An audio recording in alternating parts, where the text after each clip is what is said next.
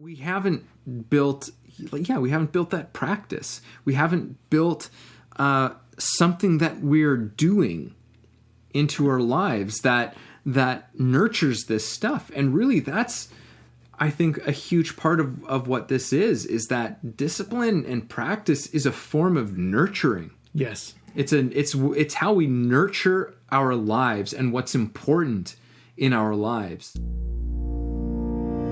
This is Way of the Artist with Brandon Colby Cook and Evan Schulte. Identifying your blocks and demystifying your struggles so that you can claim your own path and make your life a work of art.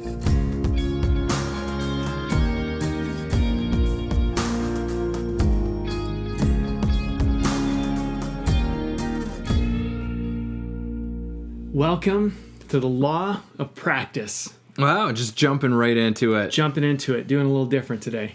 Well, that's the way of everything. It's always a little bit different. No matter how much you might want to keep it the same, it's always a little bit different. Change is good. Try it out. Okay, Law of Practice. Law of Practice. Okay. Otherwise, maybe known as the Law of Discipline as well. Yeah, they're kind of the same thing. Well, here's the big thing about the Law of Practice, if you're not jazzed about it yet. Practice is what creates freedom. Discipline is what creates freedom. Foundations, structure, building upon something is what actually creates freedom. So, I think anybody can say, yeah, I want more freedom. I want to be free. I want to be able to play. I want to be able to do my life the way I want to be able to do it. And I also want to be able to do things at maybe a more exceptional level or not be so stressed out as I'm doing things. The law of practice is what's really going to get you there.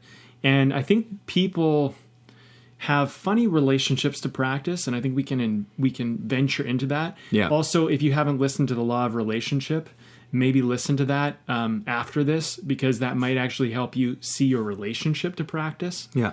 Because practice can be an awesome thing. It can be a lot of fun, and there can be a lot of play in it. Yeah. And discipline does not have to be this like super hard thing. Like people sometimes have a relationship to discipline like it's this negative or it's painful or it's hard. Yeah. And yeah. You dropped that big paradox bomb that we explored on this before we started recording, which is this paradox of discipline creating freedom, practice creating freedom. And it seems to kind of defy the whole thing, because discipline, you think like, no, you're within rules and boundaries and structures. And it's not necessarily about boundaries. It's not necessarily about creating limitations as it is about creating kind of a focus, creating a foundation, which is really crucial. Because if here's the thing, and this is one I feel we'll see what happens as we always do. But I feel like this is something that I've always kind of not anymore, but at one point in my life, the words of discipline, like that was a word, as you're saying, like I had a weird relationship with that word. That was it kind of was a repulsive kind of word to me. I was like, yeah, because for me it's like discipline was kind of like came with this baggage of me saying to myself, you're not good enough. Like you're not good enough.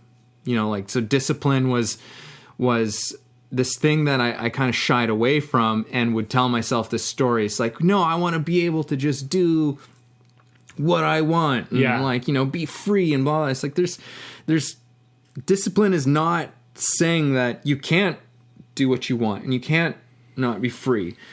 It's actually saying like, no, I want to help you with those things. Yeah. And it's about really saying like discipline doesn't have to be a hard thing.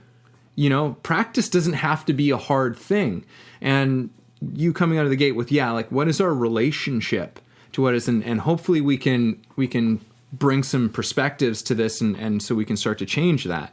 Totally. I mean, my relationship to discipline was you're in trouble. You're going to be disciplined. You know, my relationship to the word discipline or the concept of that was authority, control, dominated or dominance, rules, all the stuff I don't like. Yeah. All the stuff that if anybody knows me, they know these are the things that I usually rise up against. And so for me to sit here with you and talk about how discipline is good for you is just testament to how I've evolved my language and evolved my relationship to these meanings. You know, discipline is what creates freedom, but I think for most people, they think that it opposes it. They think that I just want to be free. And so like the discipline feels like restriction and control. And I feel like that's kind of sometimes how discipline in some ways gets used against us when we don't have it on our own terms. Right. But that's not actual discipline. That's more like control, and that's more like, I feel like that's something that's put on us as opposed to something that we build in ourselves. And I think what we're talking about with practice is a way to take ownership over discipline where you set your own internal guide of rules and guide of standards and foundations so you can build upon them. Yeah. You know, like for me, like, you know, people always say like you'd be a great lawyer. And the reason why because I'm good at arguing, but I'm good at arguing is a skill I learned. It wasn't like always something I had. But I'll tell you how I got good at arguing. I looked at arguing as this. Every argument is built on a foundation. So any argument anyone ever gives me is built upon a foundation. So all I have to do is figure out the foundation in which the argument is built upon and look at the foundation. And if I can find a hole in the foundation, their whole argument goes out the window. So that's always the first place I start. So if I'm working with a client who says like, I can't do this, I go, what is your argument built upon? And if I look and the foundation is built upon holes, then we just go, let's fix the foundation. Then you can do the thing.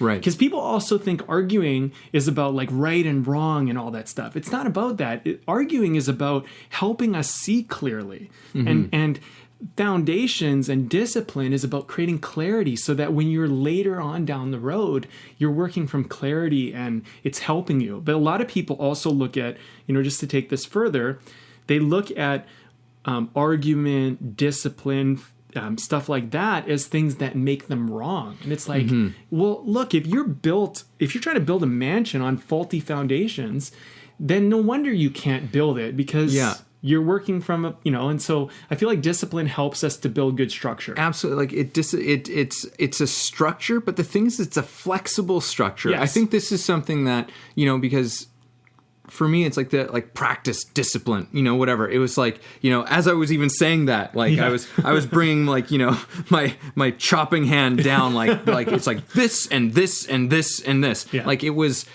hard. It was rigid. There was no move. It felt like imprisonment. Right. And that's not real discipline in my mind. That's not really like healthy discipline, we'll say. That creates its own set of problems when we're that rigid, because then we're not able to adapt. We're not able to change. And when we have strong disciplines, it allows us to adapt. It allows us to change. Discipline is really, it does have a lot of room. Like we were talking about, there's a great association with the law of play when it comes to discipline, because here's the thing, and we also include practice in this kind of word. Like we're going to interchange those because I think they're of the same coin, but they also at the same time can lend a bit of a different idea around this. And this is where maybe practice comes in, which is that we're not talking about a final type of thing here. When we practice, there's all sorts of associations there of, okay, there's room to fail. There's room to make mistakes. There is room for us to play and explore, see what works, see what doesn't. That is a part of discipline. Discipline in many ways is just being like showing up. Right. Discipline is just an act of showing up to something. Right. And seeing what happens. Keeping your word, having some integrity, having a certain amount of consistency. And the thing is like, for example, playing a sport, right? Stick handling in hockey can get very, very complicated, right? And there's, there's a whole other element of stick handling which is incorporated into hockey, which is your skating, where the position of your feet are and the pace at which you're moving all relates to how you might do what's considered a deke or a fancy move. And so where the puck is in position to your body, like if it's to your right side, your left side, what hand you are based on that, if it's behind you, in front of you. I mean, most people, if you can't even stick handle in front of you, both feet flat, straight, and you can't do that, then trying to do a complicated move where you have, where you're stick handling off to the right or off to the left, or you're using a backhand or a forehand, can get pretty complicated, right? So you start with the first fundamental step. And this is like music, right? Like learn your scales, learn your chords, learn whatever, because before you start putting them together, you have to have the practice, the discipline, the foundation to build upon, right? You know this, you're a guitar player. I mean, it's the same thing. Yeah, right? and that's the thing. It's like, and when I decided I wanted to learn how to play blues on guitar, like I wanted to learn how to play like the blues guitar, and so I found out, okay, so this is just really based around this scale, right? And so I just started to practice that scale. I'd be watching TV or something. I just have the guitar in my hand and just be doing this thing over and over and over again. And the point is, and this is the other thing with discipline, it's not to. This is where, again, some of that flexibility comes into play, because the point is for me not to just, do a jam and play a scale, because then that's just playing a scale. Right. But it's just, it creates a kind of knowledge, a kind of intuition, a kind of an aptitude that I can now play with this thing when it comes to a performance or when I'm playing over top of a melody. And suddenly I can do, because it's not about just adhering to that scale, right? And then the practice moves beyond the scale, but I still practice my scales. That's good, right? Not because a lot of people do, I'm sure. Yeah, and you'll notice, like, if you watch a lot of, you can find all kinds of videos of musicians, and you can say and look up, it's like their warm up. Right. It's like, how do they warm up backstage? And I've seen this stuff of guitar players, and they're back there doing scales and doing different exercises, warming themselves up so that when they step out and they can be completely free when they're in the midst of the performance, right? And that's what we're talking about, this relationship between discipline and freedom. Right. That discipline creates that foundation, and it creates a context for you to be spontaneous, for improvisation to occur. Right. Because it's not about hanging on to that thing, especially in art. We talk about this a lot in acting. Like this applies, I'm sure, across the board for almost any art form, but in acting, it's like, okay, you're doing your work, you're developing this character, you're working on whatever it is, physicality, understanding, getting into, the emotional state, the mental state, all of this stuff, and you've done all that work, but as soon as you step out there, you let it go. Yeah, like they always say, it's just like now let it all go, because that's just got to be something that now you trust is there, because you've just been. The practice isn't there to be brought into what's happening necessarily. Yeah, I mean, I think like practice is what performance is built upon, and performance is really just a product of making, like, I mean, and this is the thing I wish our society would kind of catch up to a little bit quicker. But is that we don't succeed to success, we fail to success. And practice is where you get all the failures out and the errors and the mistakes, so that when you come to the time of performance, you've made the mistakes, you know how the mistakes work, so you don't make them anymore. But if you're making mistakes in a performance, in a game, it is a clear sign that you're not practicing. Yeah. Because generally, you look at like top athletes, top performers, top musicians, they do a show. They don't really make mistakes. And if they do, you don't even notice them because they have the ability to make up for it so quickly. Yeah. You really notice this with people that are unpracticed, that they make a mistake and they don't even know what to do because once the mistake has occurred, they don't know how to recover because, you watch like, especially like great athletes, if they make a mistake, they often turn the mistake that was made into almost an opportunity. And I think that's where practice kind of really helps you to find out what sometimes a mistake can be. So like, for example, I'm just going to use sports for the time being, but you're coming in, right? Say in hockey, I'm just going to use hockey because hockey is a sport I played a lot of. You're coming in hockey, right? And you're about to kind of like try to deke out the player or you're going to do something. Now they poke check. And what happens is they poke check and let's say they get the puck. But because because you kind of have experience getting the check, like being poke checked, you already have a way in which you can turn your body around, shield the puck, and bring it in backwards. You know what I mean? Like, because you already know what to do provided this thing occurs, which can occur. The other thing is maybe they're going to poke check, so you develop a move, and this is a move I used a lot, where you toe drag. You pull the puck into your skates, and then you push it back out. And what happens is you pull the puck away from them when they put their stick out. It creates an opening, and then you can push past them. Right. So you actually go in anticipating them to poke check, pull it away from them, create the opportunity, move through. Yeah. So I think like practice is one of those things where we can talk about how to maybe incorporate this into acting, filmmaking, maybe music, sports, obviously we just did, but let's do that because I think what people can start to see the benefit of practice and then they actually want to do it. Because I feel like, I know a lot of actors who don't really practice. They go to class, they do their scene study or they do their audition study, and that's the extent of the practice, but they don't like if you ask them like, well, do you work on your voice? Do you like go home and and people don't even know. They're like, how do I practice outside of class? What I like about your model with acting is you're actually giving people practices, which is really cool.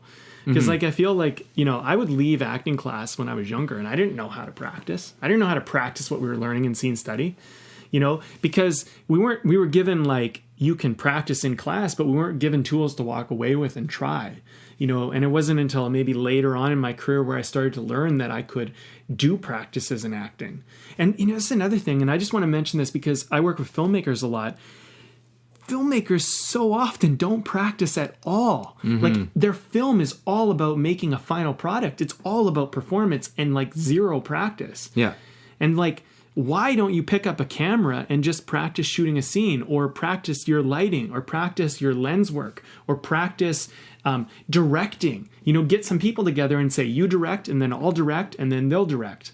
Or, like I knew tons of actors when I was directing a lot, and I would just be like, okay, get these actors together and let's just do it. And everybody directs. And then we learned how to actually communicate to each other, which is a practice. Because then when you get on set and the money's burning and the time's burning, you know what you're doing. Yeah. But, I mean, it's built upon anything, right? Yeah. So, I mean, well, I don't know. So, like, are people here, are they getting this? Are they seeing the value of practice? Because that's what I hope people to walk away with. Yeah, and that this is not, again, like our relationship to what this thing is, and to see how this is something like, again, it's really, practice and discipline is to create freedom. It is to give you the ability to be responsive and spontaneous in the moment to whatever's coming up. And so there's so much that we can get into with this. But one thing I did want to bring up is that, to me, one of the little things about discipline that it teaches us to do is to really look at what is important to us, what is meaningful to us. Because here's the thing, it's not just about being disciplined for its own sake. It's not about being disciplined for having discipline for something that we really have no personal connection to. Discipline says like, no, what do you care about? What is meaningful to you? And when we do that gut check, then we actually we simplify things for ourselves, which is a very important thing that I've been learning as I've been getting older. Yes. Is just like, okay, well, what is really important to me? Right. Who is really important to me? The things that I'm doing with my time. This is something that discipline is saying. It's like, well, what do you want to do? Mm-hmm. That's kind of one of the beautiful things about it. And then we get connected to what that thing is. Right. Like, where do I want to give my time and energy? And once we start to figure that stuff out, now we create a practice. Now we create a discipline. It's like, okay, this is what's important to me. And now the discipline is almost like the structure of actions that I'm taking, to move towards this or to be more like this. This is really where discipline comes in, and it facilitates the people that we want to be, and the skills we want to build, and all, because discipline is not just like there's a lot of different ways that we apply discipline and practice in our lives. There's how, the way that we're being, there is the way that we are the way that we pursue, what our goals and our dreams and our vision. We create disciplines around all of these things and try and create a harmony with it. But that's like where discipline comes in. And especially for artists, like this is a huge thing that we haven't talked about quite yet, is momentum. Right. Discipline generates momentum. It helps us to keep moving. Mm-hmm. It helps us to keep moving because that discipline is just like, I'm showing up, I'm showing up, I'm showing up, I'm showing up. I'm doing this every single day. I'm showing up and doing this because it means something to me. I care about doing this. This is what I want to be doing with my time. This is who I want to be.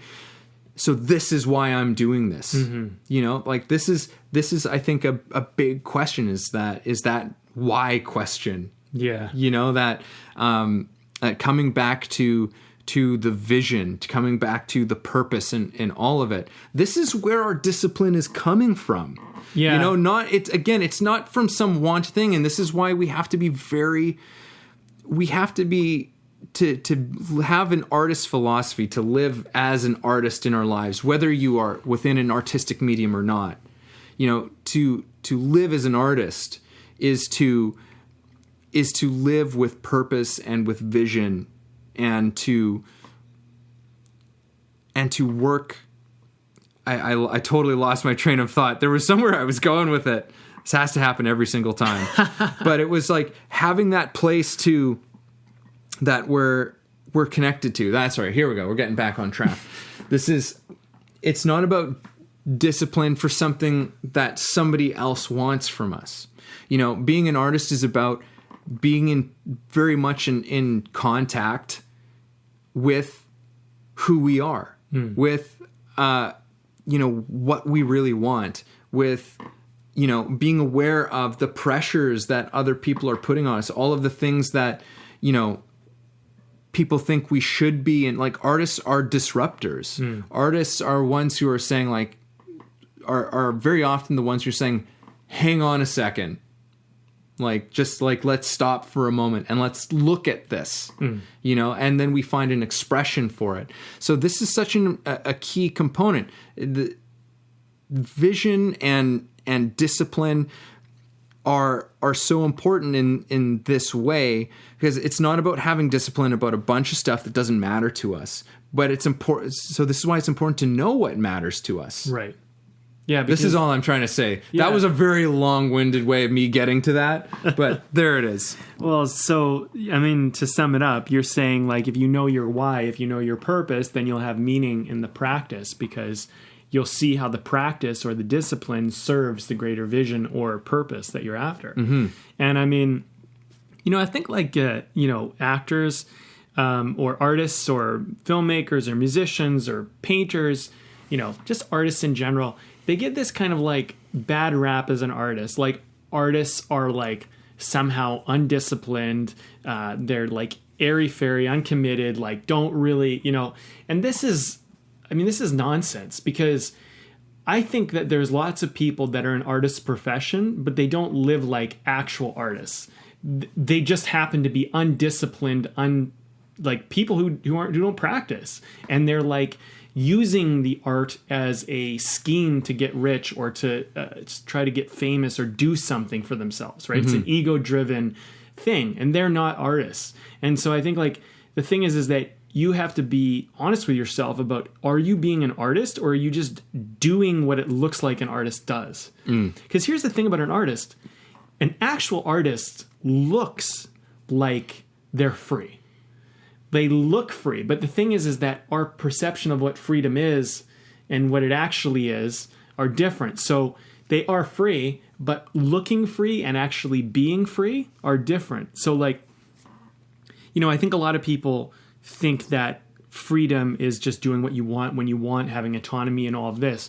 Well, that's true, but autonomy is earned. You build autonomy. Like autonomy is built on the fact that you created the situation where you could be free. Like, like for example, here's a great one to demystify. The whole about the struggling artist, the broke artist. Mm-hmm. Well, you're not necessarily free. I mean, like, depends on how you look at it. If your freedom is, I don't need money to do what I want to do, then yeah, you're free in that sense. But like the struggling artist, like if you're always kind of like, if you never have the money to be able to do something, if you never have the money to get the means to do what you need to do, in some ways you're not free. So your first discipline needs to be get the money so that you can have the freedom to do what you want to do. Yeah. And like, you see this all the time with artists who are like, oh, I'm doing this job. I don't really like this job. Really what I want to do is this art. But it's like, well, that job is what's helping you to do your art. Because look, we all got to eat. We all got to have, shelter. We all have to figure out how to do this stuff. Yeah. And so part of the game, part of the way of being an artist is figuring out the disciplines and the practices you need in place so that you could actually walk that way. Yes. And then eventually you get to the point where you don't have to do something that maybe takes away from your time expressing and being free, but part of the discipline is that you do that temporarily so that you can buy yourself the freedom and autonomy, right?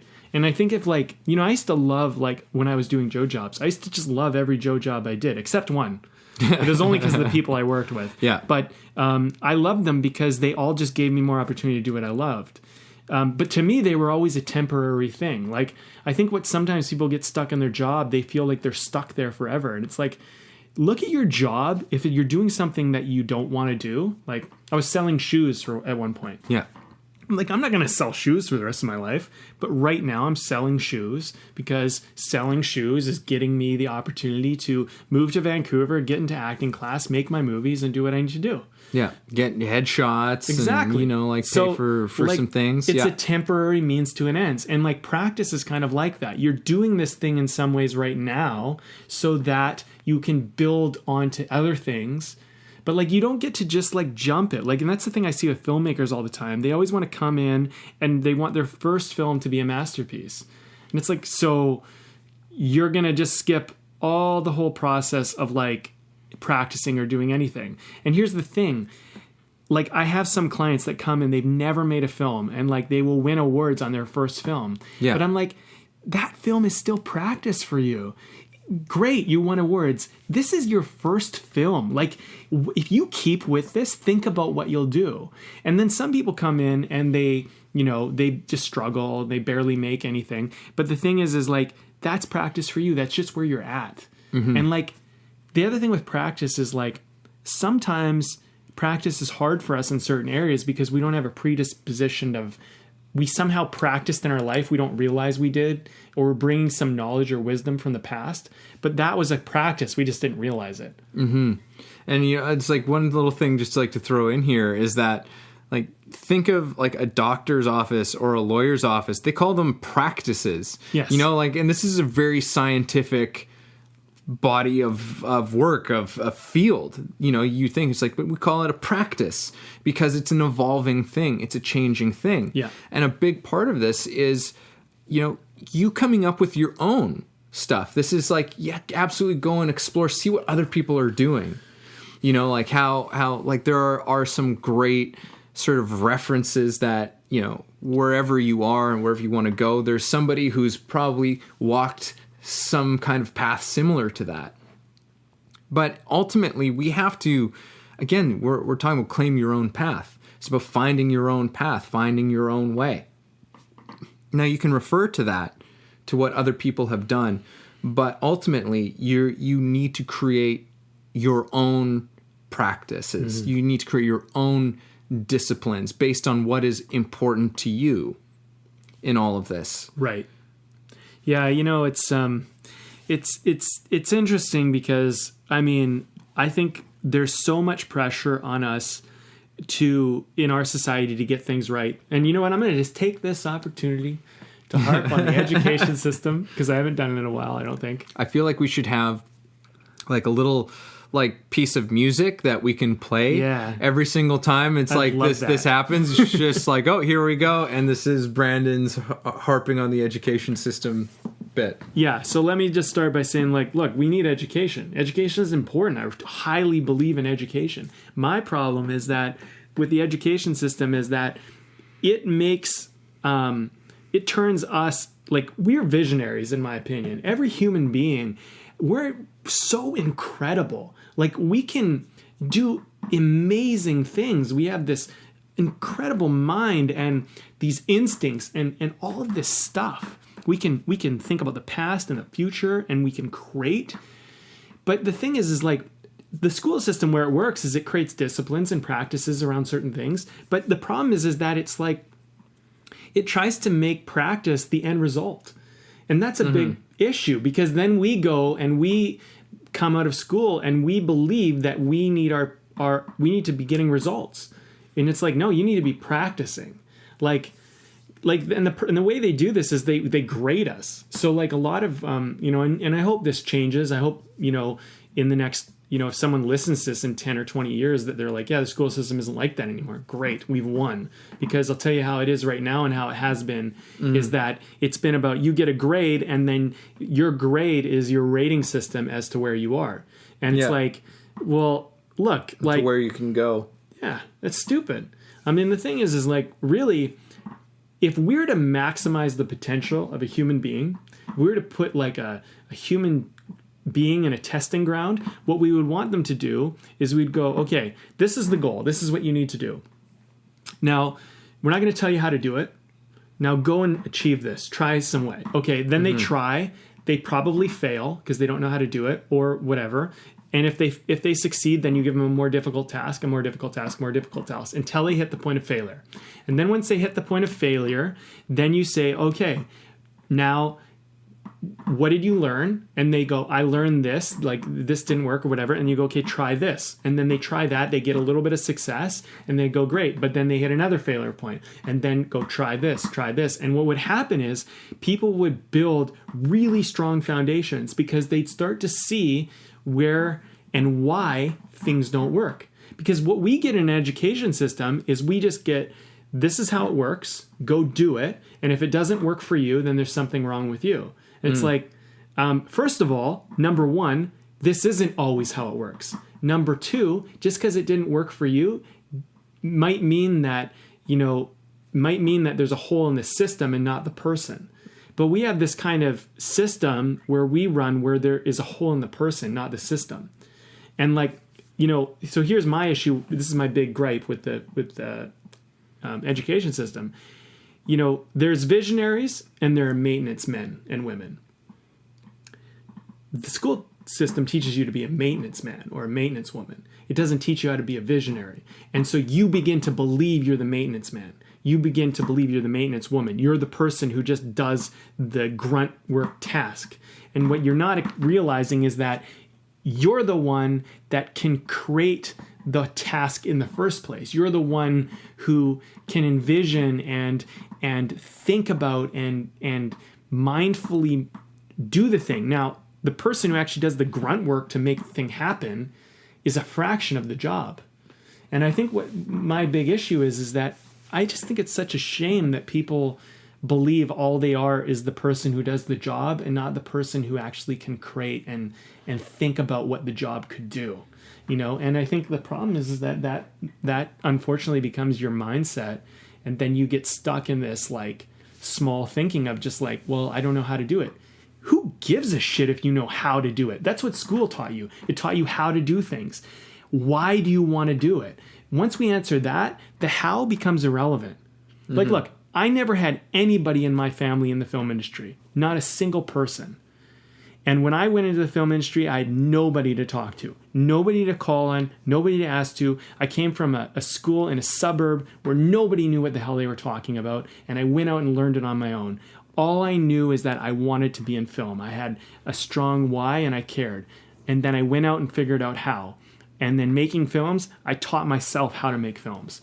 By the time I got into film school, I was teaching people how to do film. And I was close with the instructors because in some ways, like the instructors were people who were making films, at least in the courses I was in. Mm-hmm. And what we all talk about was the fact that you learn by doing it. And you don't know what you're doing in a lot of ways. There's foundations of film, like you learn better ways to do things, but like it's an evolving medium, just like anything. And so like I think like my big issue is that we don't practice because we learned it was wrong to fail. We learned that it meant something bad about us. Mm-hmm.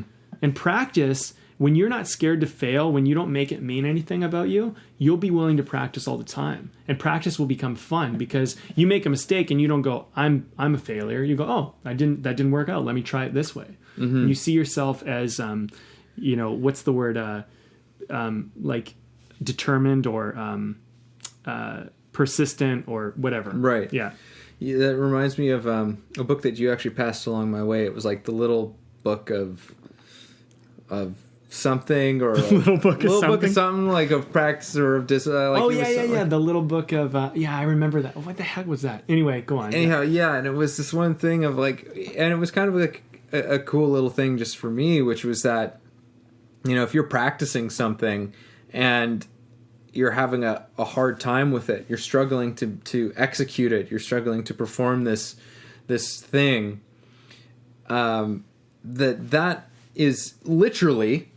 that's literally your brain forming a new connection. Yeah. It's literally your brain is forming a new pathway. So whenever I would like come up to, like, I was trying to learn something new on like guitar or with anything, I try and have that presence where I'm just like, when I catch the frustration and just be like, and it's like, you know what? It's all right. I'm forming a new pathway in my brain net right now. Like there is something that is occurring to me on an actual physiological neurological level. There is something that is taking place right now. Mm-hmm.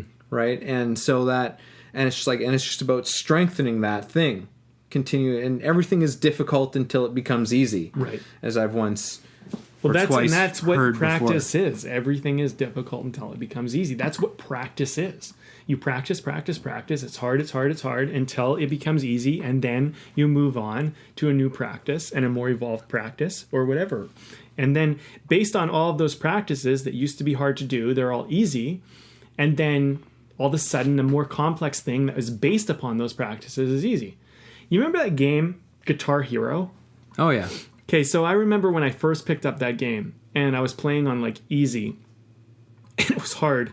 And I remember being like, how the hell does anybody move to, like, medium or hard? Because then you had to use 4 frets, and then 5. Yeah. And then I was like, how the hell I can play, like, just so everyone knows, I can play Guitar Hero on, like, the hardest difficulty, and I can play some of the most difficult songs. But what happened was I played it in practice, and my finger dexterity, like, just got so good that eventually I moved on to 4, no problem. And then I could literally sing some songs and play the game while watching the chords come by. Like, It's different than playing guitar because you actually have to watch the buttons come by. Yeah. Like, I didn't memorize them, right? And basically it was just practice because basically you just form the ability in your mind to be able to do it, right? And like, of course, I made a lot of mistakes along the way, just like anybody would. And then eventually you just become good at it and you can do things and you can get like songs at like 100% in this game. Yeah. Things that you thought were impossible in the beginning. But that's what practice is. And so like practice is, you can gripe and be all bent about like, oh, I have to practice and all of that. Or you can just be like, okay, this is what's necessary for me to do what I want to do. Yeah. It's part of the process. Right.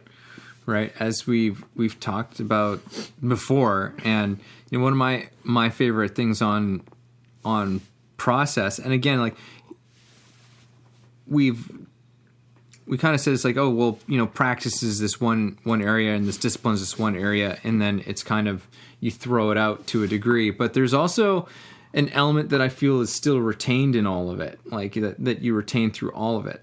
And I've always loved using this quote, but it's Daniel Day-Lewis, who in this interview, he was talking about how he gets so annoyed about doing this sort of behind the scenes stuff, like while they're in the middle of shooting, like they're making the film, and they'll pull him off to the side when he has a moment, kind of thing, and be like, oh, like tell us about, what was your process and whatever.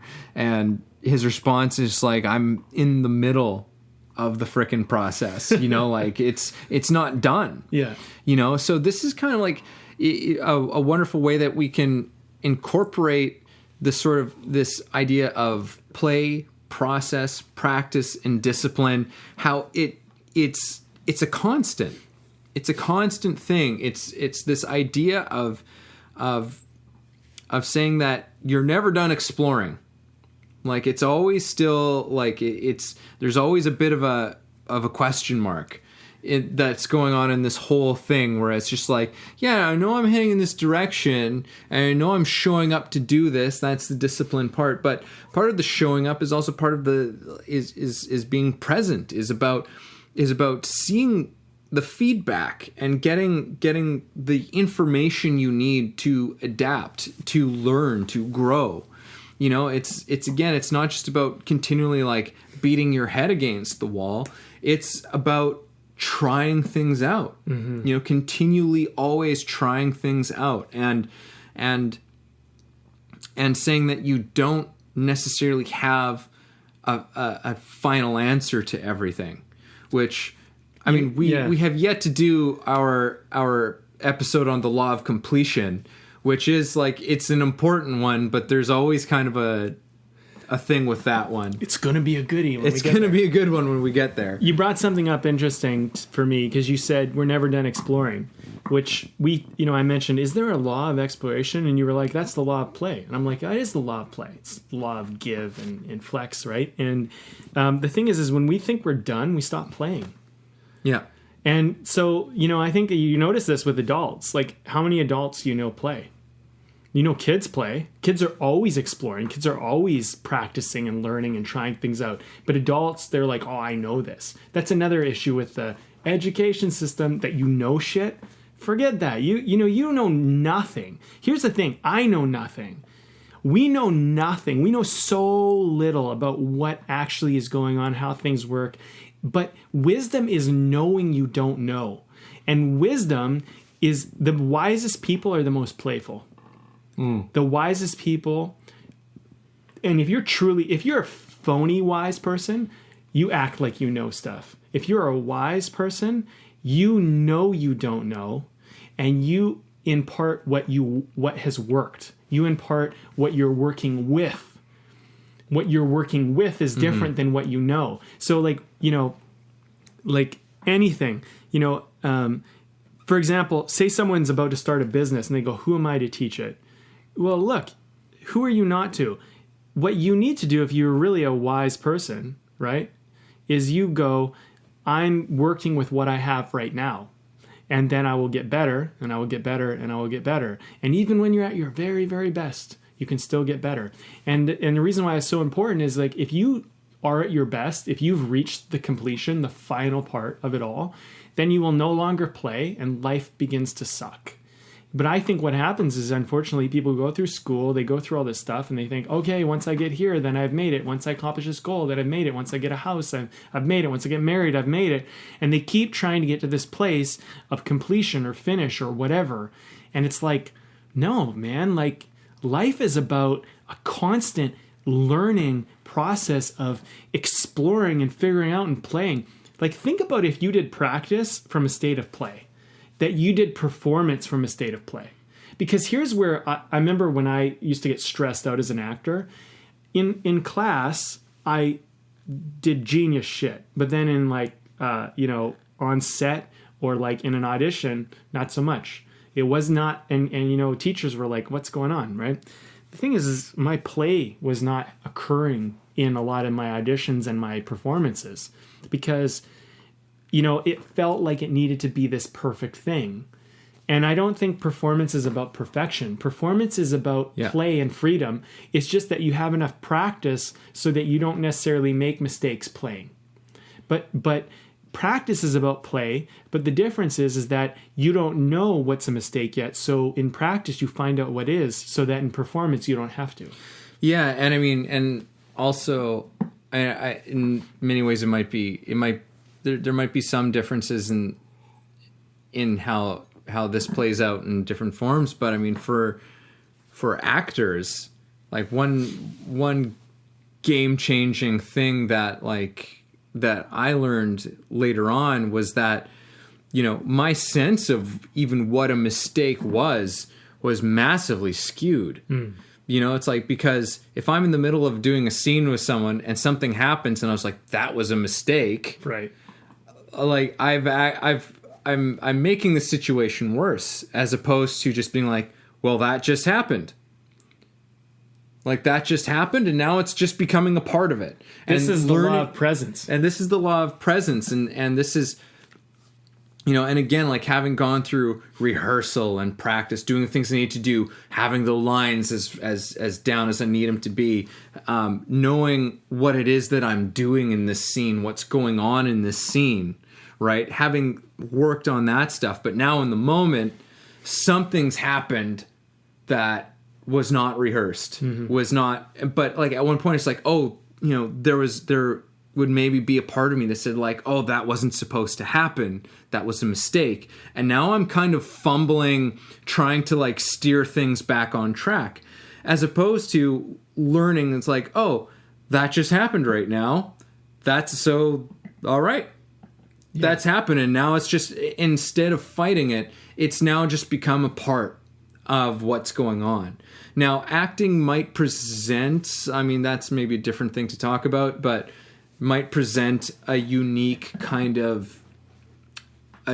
sort of creative element to it in that way, where it's like, yeah, that happened differently, but we can just work with it, as opposed to, if you play a wrong note in like music, that kind of notices, like that's noticeable, but you can just continue to play the music. Well, I think, right? But I think you're talking about things you can control and things you can't control, right? We have a law of control, don't we? I'm not sure if we do. Well, there's things that are within our control. That seems a little bit suspicious to me, but anyhow. Yeah. I don't know if we do either. I don't remember if we ever talked about it. But there's things you can control and you're not able to control. Yeah. I mean, when you're in acting, right, and you're in a scene with another person, there's a whole other person who has a whole other internal world and a whole other life going on. For you to try and predict how that's going to go is so naive and so silly. I mean, just like in sports, it's competitive. There's usually another team or another player or something. I mean, you don't control that. And what makes it fascinating is because you're not in control of that. Yeah, there are so many factors that can play into all of this, right? Like it's if everybody knew exactly what everyone was going to do at all times, like then, I mean, art would be so boring. Yeah, sports would not be exciting. Some people don't find sports exciting anyhow, but that's besides the point. Like if we always knew, like nothing would happen. Nothing would occur, like you were talking about hockey. It's like if both teams sat there and they knew exactly what was going to happen and were able to respond to it exactly as was necessary, then nothing would happen. And it would be so boring. Like the very fact that like that goals are scored, that, you know, hits are made, and that people fall. Like, this is all because that's all because there are so many unknown factors. There's a lot of preparation that goes into it. And you say, okay, these are tendencies that seem to happen with this specific team, you know, and whatever. But eventually you step in and it's like, oh shit, they did something that we didn't see before, or we didn't. And practice is your ability to respond. Yeah. I mean, the thing is we watch sports, we don't know the score. We don't know how it's going to end. We watch movies, we don't know how it's going to end. And that's part of what matters. And that's because there's, mostly, right? I think. But the thing is that the variable, like the unknown, is part of the thing that's really interesting. Like look at relationships, like you're with a whole nother person. They have a whole nother life they're bringing to it. And that's part of what makes it exciting and interesting, And I think like practice is just, it sharpens your ability to respond to things that you don't necessarily control. Use the music analogy. Well, if you're playing guitar or piano or some instrument, I mean, you control the instrument. The instrument doesn't have a mind of its own, as far as I know. It's an inanimate object, but it has a certain thing that it does. Mm-hmm. So if you make a mistake with that, that's your inability to control the thing that is designed for your control. But like if you're playing music with a band, you don't necessarily, your other band members could do something different.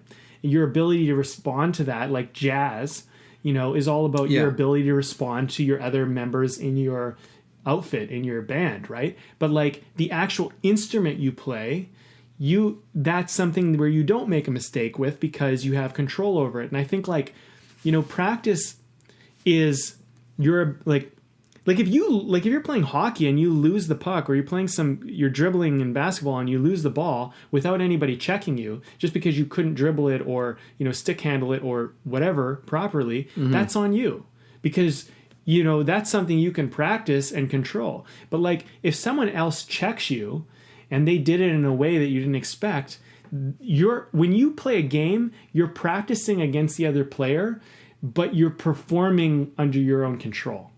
So you shouldn't be losing the puck or losing the ball or losing whatever the thing is without someone creating a new obstacle.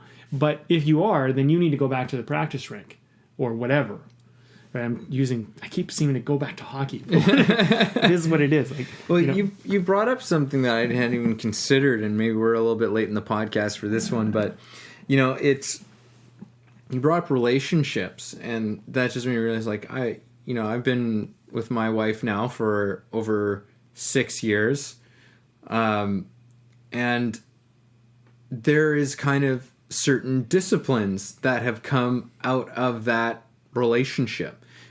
Disciplines that we share, like disciplines that are like the ways that we communicate with each other, and doing things like, all right, we have a day we have like kind of like a date day every single week, where we make time. Like that's a discipline. That's a discipline to say once a week is a day that we do something together for sure. In all of the stuff that's going on, we say there's a day that we go and we do something. And this is, and as well as like things like we communicate, and this is an angle I hadn't even considered actually when we started this, which is that discipline has a tremendous capacity to remove conflict. And I think this maybe plays into getting clear on the things that we want, because like, why do me and my wife have a date day? Well, it's because we value time that we spend together going and doing new things with each other, or, spending, having time with each other where we're not distracted by anything else. That's something we value. So we've created a discipline as a result of it. Mm-hmm. Having effective communication where we're not, not necessarily arguing, but where we're communicating clearly helps us to find to resolve things quicker, challenges that come up quicker by having certain ways that we communicate with each other. So there's this whole other angle of discipline that I hadn't even considered when we started this, but it's absolutely there. So discipline I think it has a lot to do with, that whole thing of clarity. What is this what has this discipline been born out of? What is this practice born out of? Because it is important that we're not, and I know we're kind of coming back to something we were saying before, but like there is something that these disciplines are upholding. It's interesting because you look at these like 50 something plus relationships end in divorce, now marriages and stuff, right? I mean, I would bet that most of the relationships that end in divorce don't have very good discipline or practices. I would be willing to bet if you looked at it, they didn't make time for each other. They didn't figure out ways or consistent elements to build a foundation of how they could communicate with each other. They didn't do this stuff. And if you go back to it, you go, well, this person felt neglected. This person felt abused. This person felt whatever. And someone had a problem. All because there was a total lack of discipline and practice in whatever they were doing. And it doesn't matter if it's a relationship, an activity, or anything you're doing. If you don't have discipline, the foundations are faulty. And if the foundations are faulty, the mansion, the tower, the empire crumbles. Because empires are built on foundations. Relationships are built on foundations. Everything you as a person is built on a foundation. And that foundation is created through practice and discipline. Yeah. Yeah. And it's like, and you think of like when couples, they go to couples therapy because something isn't working. What are these therapists doing? They're essentially like, they're helping people find communication and like bring some stuff out to light for sure. But it can't just be that. Like they give these couples tools, which are essentially these tools or disciplines. Or practices. Practices where it's just like, okay, get in the practice of when something like this happens, express yourself in this way. Right. Or when something like this happens, count to 10. Like, like here are just some, again, and these are, like we're talking about, these are some ideas and you start to develop your own practice. But the thing is like, you've got to give it a place, and yeah. I think the thing with practice and discipline is that there's a few things about it. It needs to have consistency. It needs to be simple. Yeah. And it needs to be something that, that you can build upon. So I wanted to ask everyone a question. I thought this was a good question to leave people with that they could kind of walk away with. But my question was, what's the one thing you could do over and over that would dramatically improve you and your ability in what you're going for? And I think like we can just go anything that you want. What's the one thing you could do over and over that would improve you and your ability to get what you want or whatever, to make whatever happen if you just did it? Mm-hmm. And you great example, 1 day a week, right? I mean, that's only 52 days a year. Yeah. With the person you're spending the rest of your life with. So like people are doing things all the time where they're not making any time for their partner. They're neglecting their partner. It's all work, or whatever. And, you're wondering why friendships fail or relationships fail, or you're not achieving the goal you have at this activity. Well, how much time are you really putting into it? Mm-hmm. What are your hours in? Because hours in is such an important part, right? Yeah. Or you find yourself, in a loveless relationship. Not just in, and I'm not just talking about between people, but like, we had a recent episode on relationship, and it's like your relationship to yourself, your relationship to your career, what you're doing. And if we don't create disciplines out of this, we create a loveless relationship. Yeah. In that situation, like just think about that. Like this is like, There are so many ways that, like, even for myself, like this discussion has been like opening up some new things for me about, the importance of discipline, because like discipline actually, as kind of again, as hard as and rigid an idea that might kind of initially sound in some people's minds, it's like if we don't have discipline, we'll find ourselves in all kinds of loveless relationships in our lives. Right.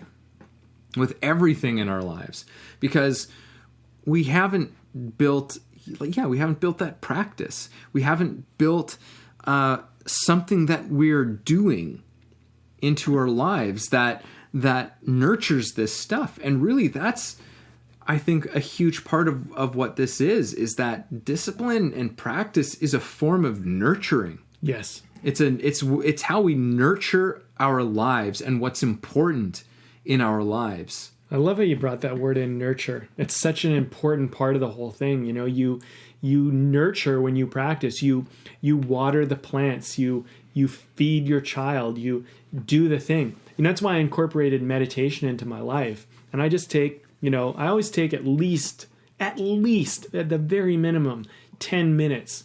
And you would be, I know you do it, but people would be amazed at how much just being with yourself for 10 minutes every day, how valuable that can be. And sometimes I'll do more, but I always make sure to carve out at least 10 minutes every single day for just me being with me. Because I feel like, and this is a recent awareness I had, is I feel like it's so easy to get distracted, chasing and trying to do all this stuff.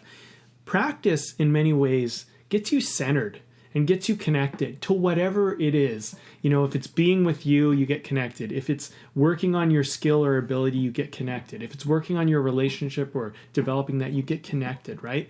And I don't know if there's a law of connection, but I keep feeling like there's these things that are related and they're in this, Anyway, what do you think of this beer? This is pretty good. Yeah, I've been enjoying this. And this is one, we've drank a lot of different beers, if you go all the way back to when we were doing the B&E podcast. Yeah. And this is a new one that we've never had before. So, I picked this one out. So I like it, by the way. You like it. It's nice. It's I always loved Hefeweizens. And this one's, it's sweet. It's got a real nice flavor to it. For me, I would say and I like it. But it's one of those ones where I would probably have one or two, and then I would probably want to move on to another beer, just because it is so flavorful. Yeah. But at the same time, I really like it. Yeah. Well, this is this is a raspberry honey Hefeweizen from Foamer's Folly Brewing Company in Pitt Meadows, British Columbia. And it is. It's really good. But I hear what you're saying. It's and I find that with almost any kind of honeyed beer, but this one has the added thing of the raspberry in it, which is it's there's a lot happening in it. It's so good, but it is one of those ones where it's you could have a couple of them, and then I'd feel like I'd want to switch up to something a little bit lighter, a little bit kind of crisper and just because it's to me, this is what I'd almost call a treat beer. It's like I'm almost giving myself a treat, Yeah. And it's you I don't know how many chocolate bars you could eat in one sitting. You know what I mean? It's kind of like that. It's every once in a while, I might have a little bit of a chocolate bar or have a chocolate bar or something. I do it very rarely. But when I do it, it's a nice treat. Mm-hmm. To me, this beer is one of those things where it's it's nice. It's a nice, rewarding little treat, but it's how much can you have of that, before you're yeah, because this is a wonderful beer for a summer day, and you have one or two of these, and you're just absolutely golden.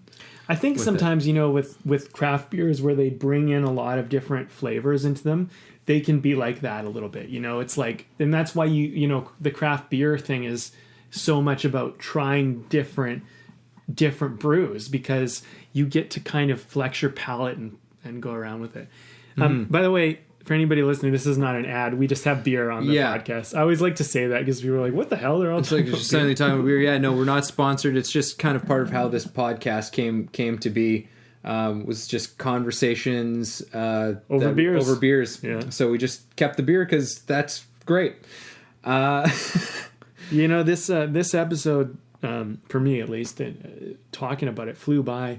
I think I'll just wrap up my thoughts on practice. I look at practice as taking something that's meaningful, important to you, and carving out some time for it. And, and looking at it as this thing I love how you use that word nurture. You're nurturing something to build something more out of practice. And so like, if you're ever doing something and it's not really working for you, or you want more out of it, or you want it to be better, look at a more simple foundational practice you can incorporate. And I promise you that if you do that after a while, you will move beyond it, and that will lay a strong, certain foundation for you to move forward. And the other thing I'll say is that all arguments are based upon practice. So if you're ever making an argument for your limitations, like, I don't have enough money, I can't do the thing I want to do, look at the foundation in which that's built upon, because it's probably built upon a faulty practice or a lack of practice and a lack of nurturing. Like, and that's just a big, I think, important awareness for people to have, because if anything in your life is not working, go back to the foundations of practice. You're probably not practicing. You're probably not disciplined around something simple, and that's causing the problem, because you're trying to do a complex step without a simple foundational practice or discipline in place. Beautiful. That's what I got. Yeah, no, that's great. Yeah, I mean, where do I want to take this? Well, I mean, for me, there were some genuine surprises out of this one, and that word nurturing just kind of poked in there. Like, it wasn't something I had planned on, but it was just kind of an awareness that happened to me in the moment. And so this whole thing with discipline is like, yeah, for me, it's like, let's change our relationship to what this is. And hopefully we've given enough food for thought and incentive as to why we should maybe examine what this is if you have a hard time with this. Because I know a lot of people do. I know I did. I had a hard time with that word, and it was something I resisted. And really, discipline is, I would say, start off for what are you showing up for? What do you want to show up for in your life? And once you answer those questions, why are you showing up for that? Why is that an important thing to you, right? Just to make sure that it is something that is important to you. And if it is something, if it's not, that's fantastic. You can just throw it away. You've just simplified your life. You've already gained one gift from discipline, which was the discipline to examine. But continuing on, and if that is something that's important to you, that now that building that practice, that discipline, that is nurturing that thing that is important to you. It is cultivating that. It is helping it grow and thrive. That is what you are doing. And that it can be a playful part of our lives. And it doesn't have to be something that's so scary and confining.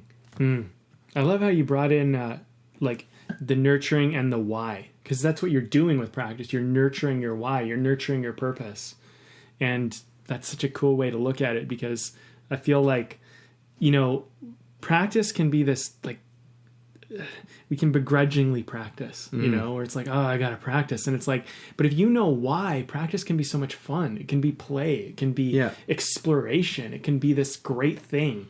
And I think, like, if people could walk away from this and going like, I'm just really going to know why I'm practicing and really enjoy it. And if I'm not enjoying it, maybe ask yourself why you're even doing it. Just gave people kind of a great way to, like, have checks and balances with practice. Yeah. Because I feel like sometimes we're practicing things that we don't really care about or want to do. Definitely. And it's important that we're not practicing towards things that we don't give a shit about. Yeah.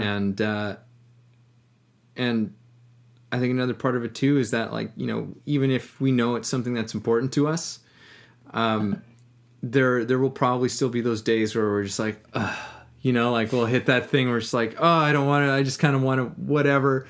But that connection is still that thing that will say, she's like, but you know what? This is important to me. So I'm going to sit down and work at this for 5 minutes 10 minutes, whatever it is, and that's how we keep the momentum going, and that's how we keep nurturing it, even in the moments where we're not at our best. I'd love just to finish this off, for you to share that quote about the scientist and his daughter who was talking about him. Oh yeah. Did we write down the name of the? No, it was like a Woodward or something like that. Yeah. So basically, there was this Nobel Prize winning organic chemist or something, and he, and this was something that his daughter said of him, of how he ran his labs and stuff, and it was to create the context for the spontaneous to arise. And yeah, it was like... That's like what practice is. You create the context for spontaneous to arise. And you practice so that when you get to that moment, you can be spontaneous. You can be free. Yes. Yeah. And this coming from a scientist. So there's an art to science. And I think way of the artist isn't just for artists. It's a philosophy for life, because even a scientist is based out of practice, and the thing is I know this from studying so much psych, and we just would run experiments, and then you'd find out information, and the spontaneous would occur, but you did all the right practices so that it could. And it doesn't really matter where you're in. I mean, in some ways I'm why do we call people scientists or artists? School does that, where it's you're in science or you're in art. It's no, they're the same thing. They both have the same thing. We like to block people off into their own little thing. This is who you are, and this is who you are, and this is who you are. Anyway, that's a separate conversation. So yeah, we won't get into it. Well, thanks for tuning in. Yeah.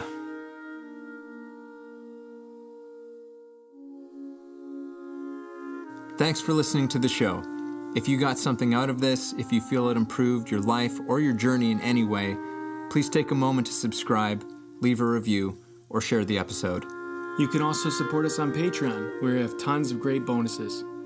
You are the ones that make the show possible and help us to thrive. Thank you for joining us.